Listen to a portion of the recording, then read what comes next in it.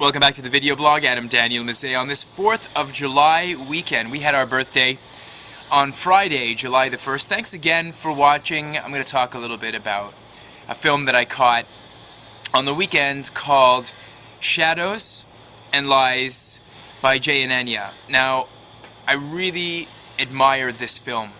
And I like this film a lot because, and I caught it on Netflix incidentally, I like this film a lot because I don't like being spoon-fed when I watch a movie. I almost never go to the cinema anymore, unless it's a repertory cinema or if it's a film festival, and they happen to be screening the film that I want to watch inside of a cinema venue. I never go to the cinema anymore. That's not news. Most independent filmmakers will probably tell you the same thing. What I really liked about this film, in which starred, James Franco, and Julianne Nicholson, Josh Lucas, and the amazing Martin Donovan, by the way, who is now on my Facebook wall. Thank you, Martin Donovan, who was in a lot of pictures, and he always knows how to nail down the characters. Great character actor.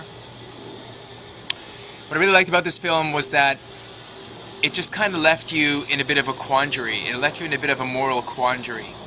This is the kind of film that Anania, who's a professor at an NYU film school, he's the kind of guy that just, he just wants to kind of leave you thinking about the plot. He wants you to kind of ask a lot of questions at the end of the viewing. He wants you to wonder why James Franco, the character played, who plays William, he wants you to understand, he wants you to come to some kind of conclusion on your own why William became the way that he did, what his backstory was, what led him down the path of becoming kind of a part-time hood, somebody who completely lost touch with reality, or who just decided to check out of life and just kind of exist.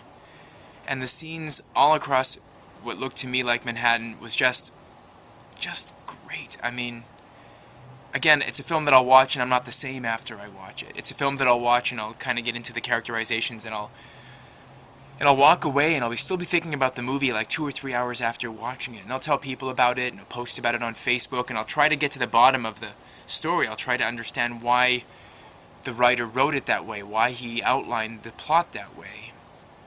What is it about the director and his backstory as a writer that led the story to transpire in the way that it had? And James Franco, kudos for taking on a role like that. James Franco, kudos for getting into a role where the accolades are just not there. I mean, it's a role that most people won't grasp because you'll be disturbed by this movie because you will not feel settled that you don't have everything all together. And that, my friends, I say, is a good movie. I was on fire as I was watching it, and if you were watching my Facebook status update in the wall yesterday, I kept on coming out with periodic updates in terms of how I was feeling as I was getting my way through the plot. And I have to say, once it shut down, once I finished my watch, I felt exactly the same way, even better than, midway through the picture. These are the kind of pictures that I want to watch more of. These are the kind of pictures that I personally have a strong affinity towards. And I think there's a lot of people out there that are like me that want to watch film and fare that's just like that. You can catch it on Netflix, and it's a film from 2010. Probably a film that Franco did in between schedule, in between some of his larger pictures. And thanks, Jay, who's also on my wall. Thank you, Jay, for adding me. And now you understand what Facebook is all about. You were a little bit in a quandary not knowing what Facebook was about. Well, now you know. It's for opportunities like this to share your work. Shadows and Lies. Have a look at it, ladies and gentlemen. Thanks again for watching on this beautiful 4th of July day.